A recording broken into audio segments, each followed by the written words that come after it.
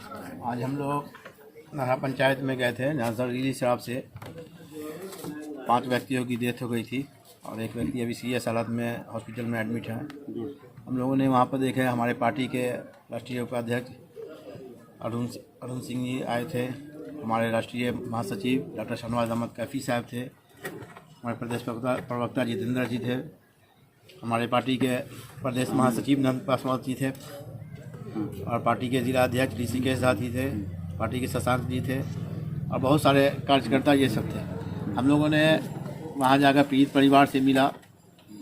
काफ़ी संवेदनशील और दुखदायी घटना है और अफसोस होती है कि उन लोगों को अभी तक कोई सरकारी मुआवजा नहीं मिला और वहाँ पर मीडियाकर्मी भी थे, सारे लोग थे। जिस तरह से वहाँ के जो गांव वाले और ये सब प्रशासन पर ब्लेम लगा रहे थे कि जब मृत्यु हुई तो उनको बोला गया कि आप पोस्टमार्टम नहीं कराए, आप तुरंत जो है उसका दाह संस्कार करें ताकि ये घटना उजागर नहीं हो कि जहरीली शराब से डेथ हुई है। इसका मतलब क्या है? इसका मतलब है कि प्रशासन के मिली भगत से जहरीली शराब का धंधा हो रहा है यहाँ, ताकि इस चीज़ को उजागर नहीं करना चाह रहे थे कि उजागर होगा डेथ तो फिर ये होगा कि यह कहाँ से है।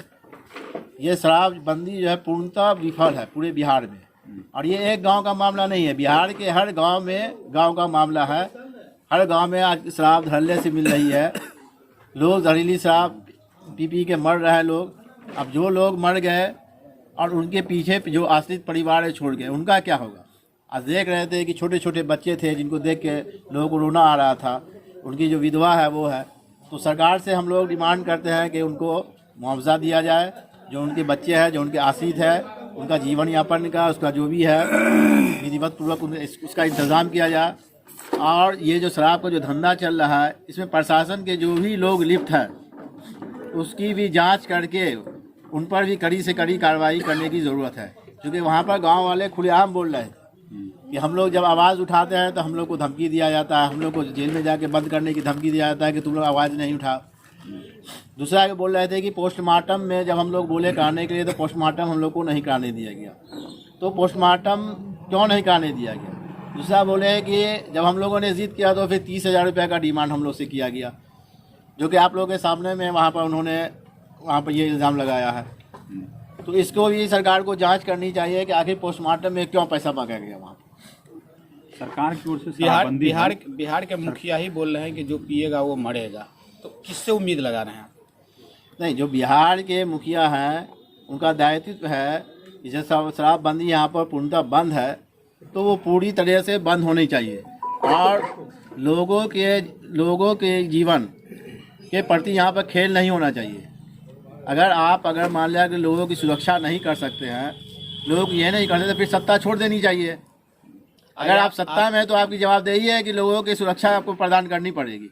आगे आप लोगों का क्या स्टैंड होगा? हम लोग है कि जो भी पीड़ित परिवार है उनको उचित मुआवजा मिले, जो भी जहरीली शराब का धंधा चल रहा है वो धंधा बंद हो, नहीं तो फिर लोक जनशक्ति पार्टी रामलीला सड़क पर उतरेगी और इसके खिलाफ आंदोलन करेगी। जो लोग शराब पी रहे हैं उनको नहीं पता कि शराबबंदी है, बिहार में शराब नहीं पीना है।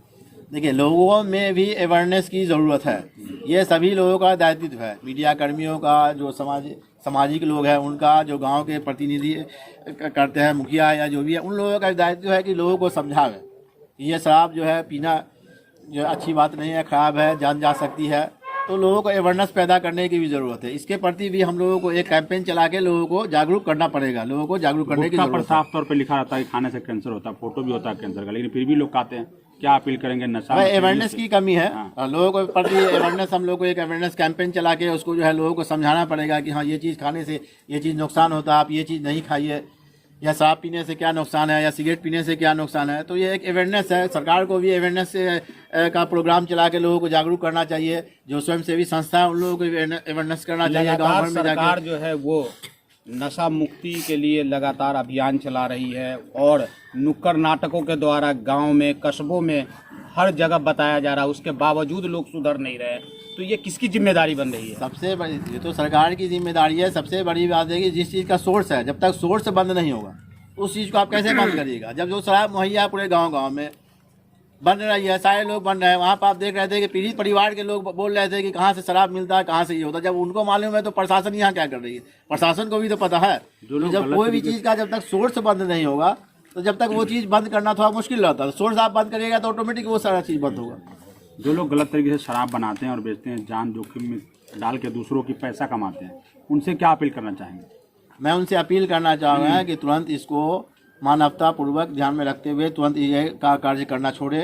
वो सोचे कि जैसे दूसरे का परिवार बर्बाद हो रहा है, कभी उनका भी परिवार इस चपेटे में आ सकता है।